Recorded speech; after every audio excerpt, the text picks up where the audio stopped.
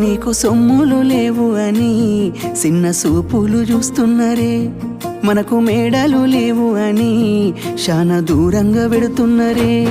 ఎప్పుడు కలేకనే ఉంటామా, ముందు కాలాన మారబోమా.